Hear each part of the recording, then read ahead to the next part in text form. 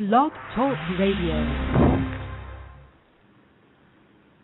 Hello, everyone. This is Lori Smith on Blog Talk Radio. Good morning. It is 5:30. I'm here in the morning, Friday morning, December the 14th. Glad to be here, and just such a blessing to be able to share, what God has shown me in His Word and what I've been working through with biblical counseling information for certification, and just studying and always, seeking God's truth from His Word in regards to a lot of these issues that so many people face, including myself and anyone can be going through any number of things, right?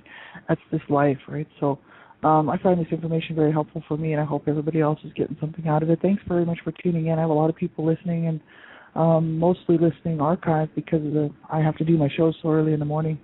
But I just appreciate everybody who's taking the time to tune in, and just keep everybody in my prayers, that God would just show us His truth and what He wants for us and how He wants us to live through His Word. And so hopefully everyone's getting something out of this.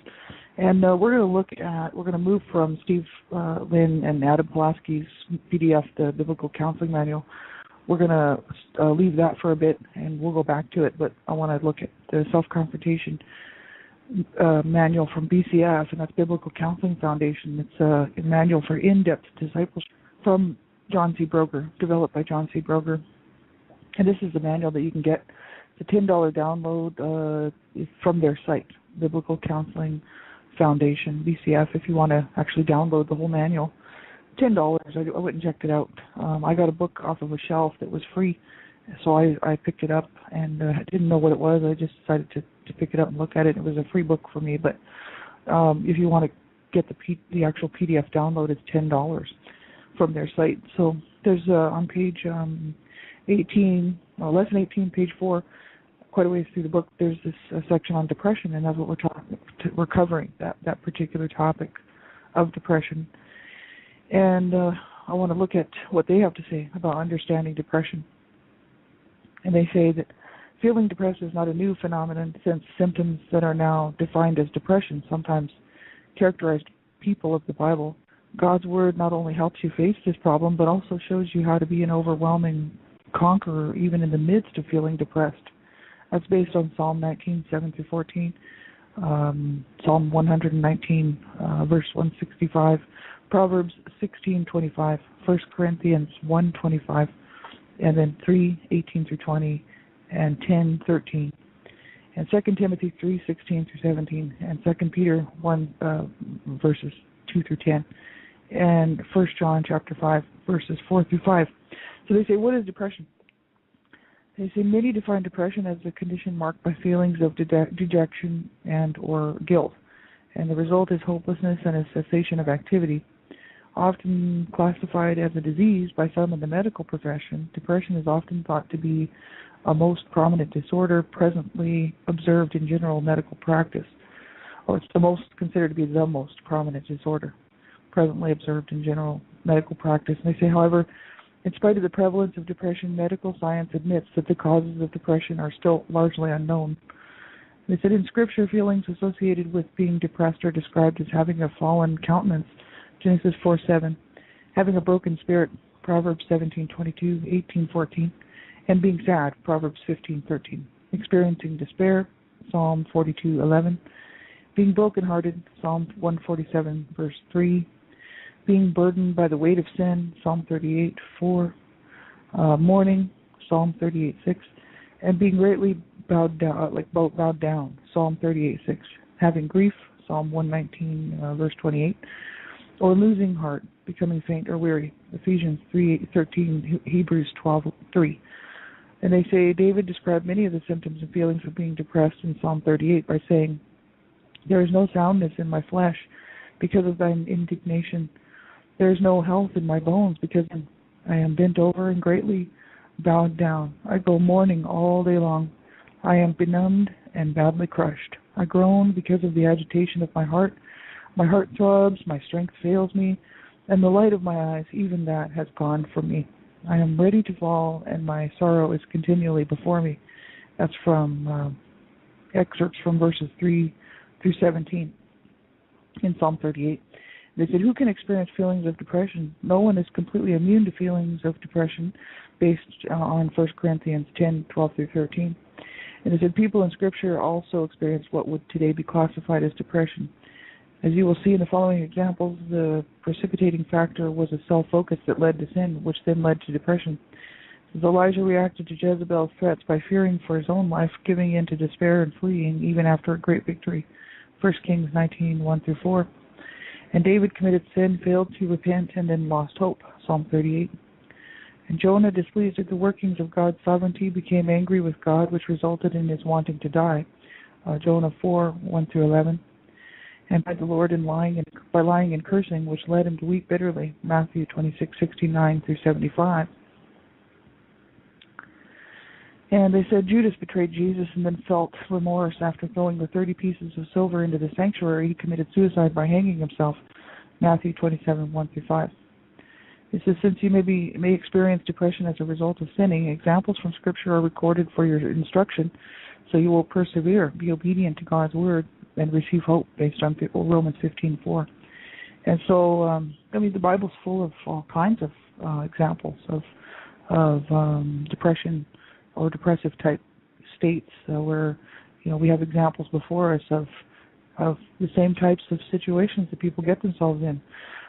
Things where sin is really the precipitating factor, the cause really of depression, and that's depression is some depression is biological, but some of it where it could be like a chemical imbalance, right, and stuff like that. But some of it is definitely based on not on biological stuff, but on the fact that we are either unhappy with certain, like we were talking on Wednesday, circumstances or situations in our life that we wish things were different or whatever, we wish that something had gone differently, and it didn't. So then that's where our countenance can fall, right? We can become down, blue, sad, whatever, depressed, right?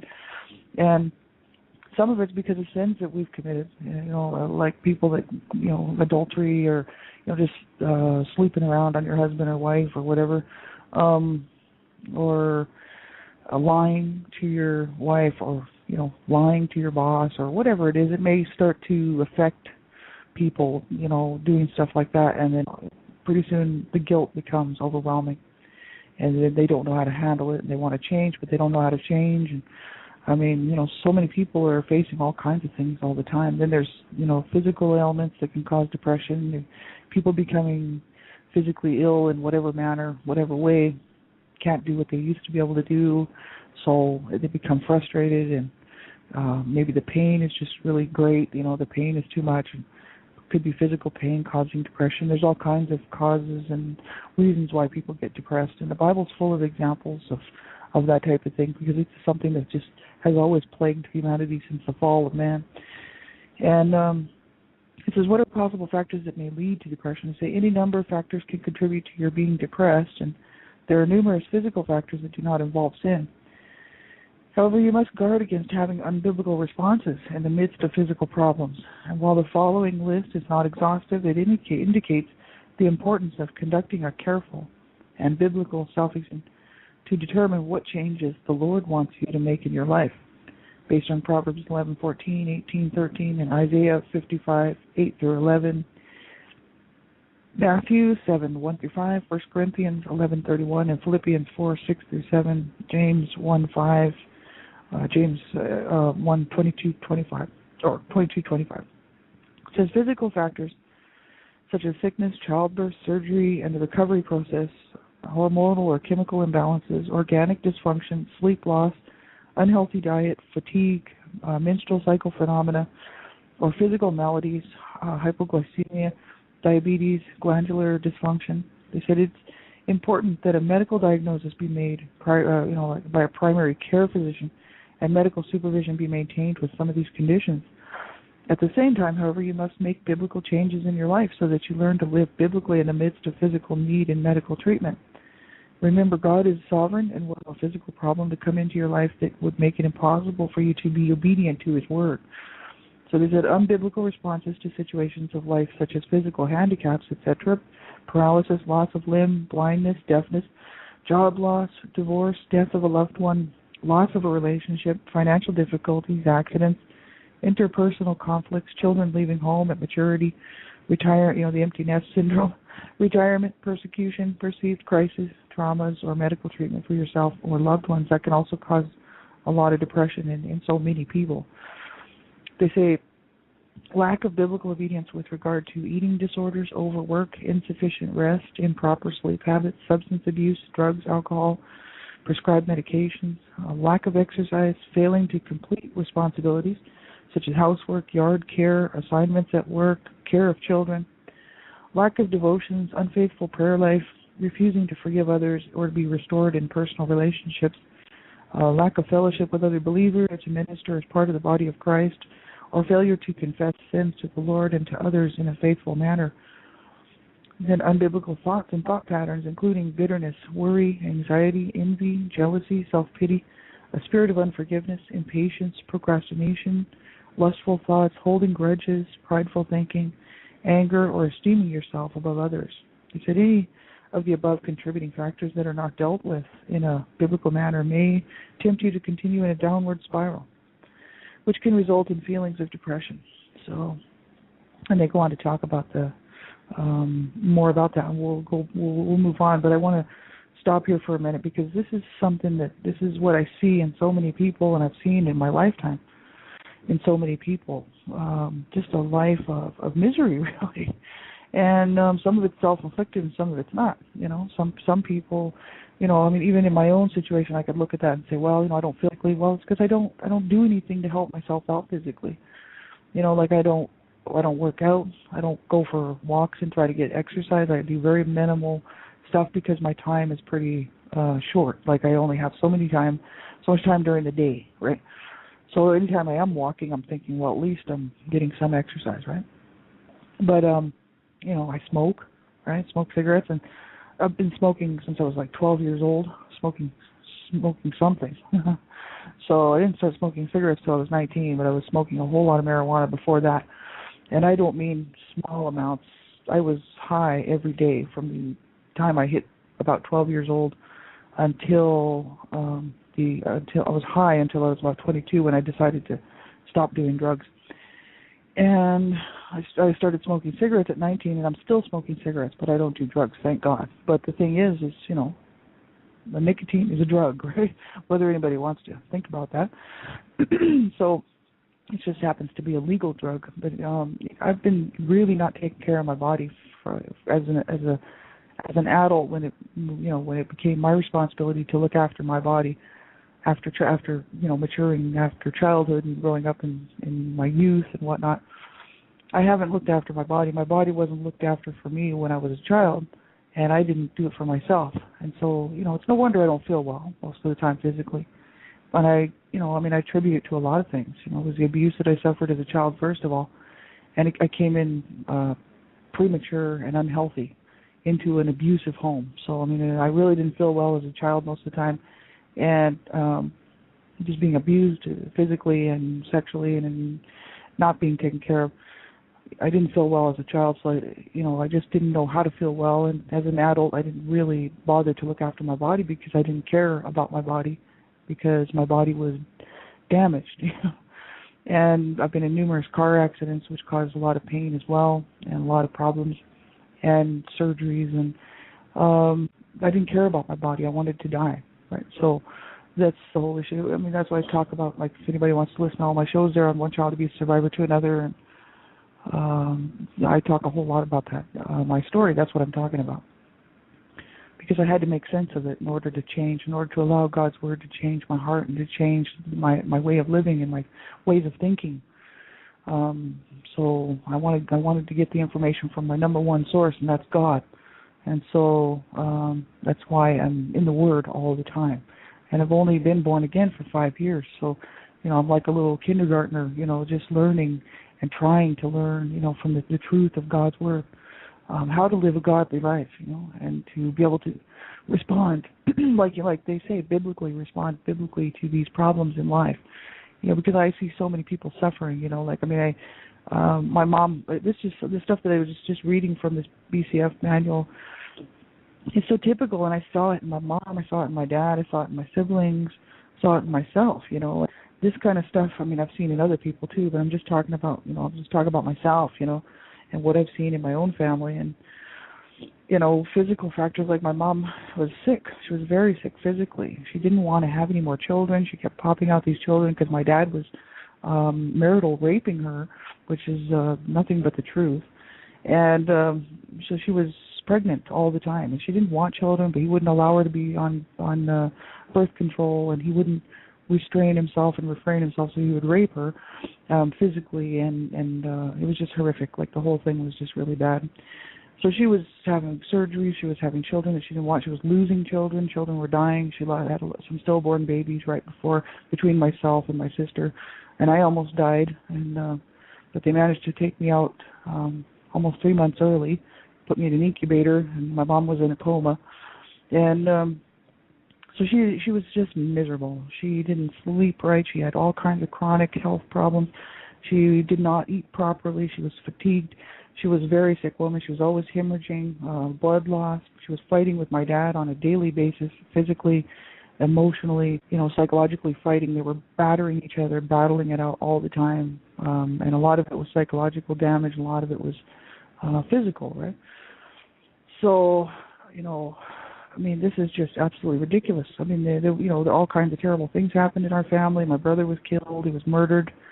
My mom lost it. My dad lost his mind, wanted to kill himself, and my parents had been brought up on child abuse charges. So the FBI was looking into my dad as being one of the possible suspects of murdering my brother, because my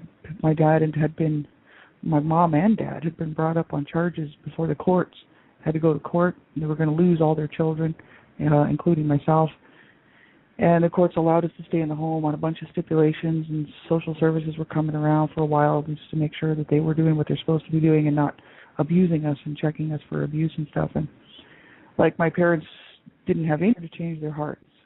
And it was always somebody else's fault. They always blamed somebody else. And my dad was always blaming my mom, and my mom was always blaming my dad, but they were both responsible. And the courts even said, you guys are both responsible and you both need help. So the courts demanded psychiatric treatment for both my parents, emotional, counseling, marital counseling, their own counseling. The courts ordered family counseling as well as individual child counseling. And did my parents follow through with it? No. We moved to Canada, and they continued on in their disgusting, horrible way of life that they wanted and chose to live. They chose it. They wanted it. They didn't want to change. My dad did not want to change and start treating my mom and his children properly. My mom did not want to change and start treating my dad and her children properly. And the two of them destroyed our family. And I watched it right before my eyes, and that's why I went public with my story, because I know that my story is it's not special. This is what happens out here in families who don't get help, don't change their hearts, and don't change the way they feel towards each other, towards their children. They will destroy themselves, they'll destroy their children, they'll destroy the family. And that's what so many kids are coming from. And a lot of people think that children are just coming from a broken home or something. Well, what is a broken home? A broken home is a home that has been destroyed. And that will affect that child if they don't get some help. And, God is really the only thing. I'm serious. God is the only person who got through to me before I killed myself. I had friends, and I had some support in my adult life. I had this horrific childhood and youth, but once I got on my own and became an adult, I've had lots of great friends and lots of really good friends and people that I care about and people that I love. And my husband, really, who I've been with for 18 years, he's been great. He's just a really good man. When we first got together, I had so many issues that I hadn't worked out from being abused, and I didn't know how to be in a relationship without hurting myself or him. I had to leave the relationship for a year because I didn't want it to turn out like my parents, right? I thought, man, we're going to go the same way my parents went. Because it's my learned behaviors. I got to figure out how to change this, and I got to make sure that I'm not being abused too. So, again, right? Because there's always this issue, once abused, you got to watch it because you don't really understand the matrix of relationship, and so you end up with another abuser and becoming abused again, right? And so I spent a year away from him just to clear my head. And my mom, in the meantime, had passed away, and I lost my baby because I can't have children because the sexual abuse that I suffered as a child. And they told me that I probably would never have a child. This was years ago, when I was young. And they said, you will probably never be able to carry a child. You probably never get pregnant. But if you do get pregnant, you'd be really, chances of having and carrying that child would be very slim. And so I did lose the baby. And my mother, within about 3 months, and my mother, I had never worked out my issues with my mother. We were unreconciled. There was no reconciliation. She was my main abuser, and I didn't ever get to hear anything good come out of her mouth toward me. And that really did a number on my heart, because here I was 40, when Mom passed away, I think I was 40 or 39. 39? Well, I wasn't. I was younger than that. 32. 32. Yeah, 32. Sorry about that. It's been a while. And, that I had never reconciled and knew at that point, once she passed away, that there would be no reconciliation on the earth, and my soul grieved. But I was not born again. So in the meantime, for another 10 years, I was still suicide and still contemplating taking myself out of this pain, because I couldn't figure out any other way to do it. And God intervened. I mean, praise God. But you have to let him intervene. I had to let him in. I had to seek him. I had to let God come into my life and let God come into my heart. The only way I could do that was to receive his son, to receive the sacrifice that Jesus made for me on the cross. Praise God. And allow God's love and mercy and light and truth and peace into my heart. So my parents would have had to do that too, years and years ago. Had they wanted to change when they were brought up on charges and on child abuse charges, my parents would have had, domestic battery and violence charges, my parents would have had to change their hearts at that time. And they would have had to work really hard on their own issues and their marital issues and their personal issues with their children, the relationship, if they wanted to keep that family from being totally destroyed. But they didn't do it. They didn't do it. And so what they ended up, because they were bitter. They were in a spirit of unforgiveness. They were holding grudges. They were angry people. They were physically hurting each other, emotionally battering each other. This is the stuff that happens when we're living this ungodly, unbiblical life, and this is the way that so many people live. And there's people out there today, even around the world, that actually prefer to live like that. I've seen it. I've talked to people like that, who actually say that's the way life should be. None of this, let's be good to each other stuff. Let's not hurt each other. Let's do great things for each other. Let's be at peace in our hearts and our minds and our thoughts. And let's just, have a good, decent life and help other people and help ourselves and allow God's blessings just to work through us. No, there's people out there that really enjoy the pain of being abused, the pain of abusing. There's people, and I'm talking physically, emotionally, psychologically. There's people out there that are very, very sick individuals. My parents were two of them. And, would I say they're worse than anybody else? Not really. They were just two extremely confused people, right? And they did not seek God. They did not seek goodness or mercy or compassion or love. And then they cried about it. Crying the blues. Our life is so horrible. And it's like, well, look at the life that you are creating for yourselves and for your children. But they would never take personal responsibility for it, and so it never changed. They always blamed somebody else. My mom blamed her mother, because my grandmother was her abuser. My grandmother was a horrible woman who killed one of her sons, and didn't go to jail, was not brought up on any kind of charges, and she just murdered her son. They just buried him out in the backyard, and he was 17 years old. And my mom just never got over that. But my grandmother was just this horrible woman who abused a bunch of orphans as well as all of her children, which my mom came from a big family. My mom was the oldest of 7 children, and she just watched this horrific stuff all her life and tried to protect her siblings. And my grandmother was just this horrible, evil twist. And so my mom, she didn't want to be like her, but when things got tough in her own marriage, she turned into her own mother. And she began to abuse her children, which she did. But then she blamed her. Oh, well, I never did anything wrong. It was my mother that, So she would never take responsibility for her actions, for anything. And she, my dad was the same way. I mean, he was just this horrific man who claimed to be a Christian, and he was horrible. And the two of them were not living a godly life.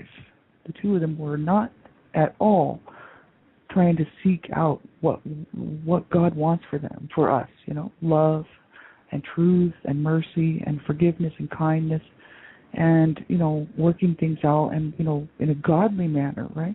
No, they didn't want to do that. They wanted to continue on in this horrific lifestyle, right? And so a lot of times, and my parents did have problems, psychological problems. They had to go for psychological testing when the police busted them for child abuse charges and they were taken to court. And so they had to go for testing. And my mother was diagnosed manic depressive, and so was my brother, the one who sexually abused me. And my dad was diagnosed borderline personality disorder, borderline schizophrenic. And so they had all kinds of problems, right? They were both abused as children, both my parents. And the court said, you will lose your children. We will take them from the home if you don't set yourselves to fix this situation, get yourself some serious help. What they should have done was remove us from the home until my parents could prove that they were actually going to do this, right? But that was back in 1967, 68. So there was nothing back then compared to what they have now for services to help people and to help keep children safe and alive and whatnot. The system is still failing today, but the system was almost non-existent back then, right? And so, back in the 60s, you could domestic violence not a big deal in a lot of places. People did not get spend any time in jail. They might be told not to do that again, sort of thing. But it wasn't such a big deal. Nowadays, you can put restraining orders on people, and you can do stuff like that. But it's absolutely crazy. It doesn't help, by the way. But it's always a good idea to try to make to use the laws that are in place so that they become stronger and stronger all the time. But they don't work anyway. But anyway, because when someone's bent on hurting someone, they'll do it. My parents were bent on hurting each other, and they would have found a way. They did find a way. As soon as the social workers were out of the picture, they were back right at it, and the garbage and abuse just started up again. Well, it was still going, but they had to minimize it. They had to tone it down while the social workers were around. And then when the social workers were gone, it was back to the absolute craziness of this insane lifestyle, and then it just got worse and worse and worse, right? And that's sure, some of it was biological within my parents, but some of it, they had friends outside of the home. They didn't beat up their friends and call their friends names and throw things at their friends and their whatnot. That's why their friends liked them, right? Because they treated their friends really well, but they didn't treat each other really well, and they didn't treat their children well. So, they were good to their friends outside of the home and really good to their bosses and good to people that they needed to be good to. And then when they went home behind closed doors, they were themselves, and they were allowed to maim and to trash and to completely try to annihilate, which they did. My parents were always talking about killing us and killing each other, killing themselves. It was a destructive, very violent, destructive environment. And outside the home, that's great. Let's have some potato salad and some coffee. I always mention that because it was just such a typical thing going on in my home, especially in the summertime, right? And people, don't realize the level of evil that goes on. And if we don't change our hearts, it will never change, right? And that's why it's important to get into God's Word and find out, what God wants for us and how to live a godly life that's pleasing and honoring to Him, which in turn helps everybody else out around us, which in turn helps us. God is our helper. He's our comforter. He is everything. Praise God. God bless you all, and Lord willing, be back on Monday morning, and just keep you all in my prayers, and just call out to God. You're having troubles, you're having problems. Just seek God first place. Call out to Him because He is listening, and He is watching, and He knows our troubles. He knows what's going on. Call out to him. I'm serious. He's there, right? Praise God. God bless you all. Talk to you soon.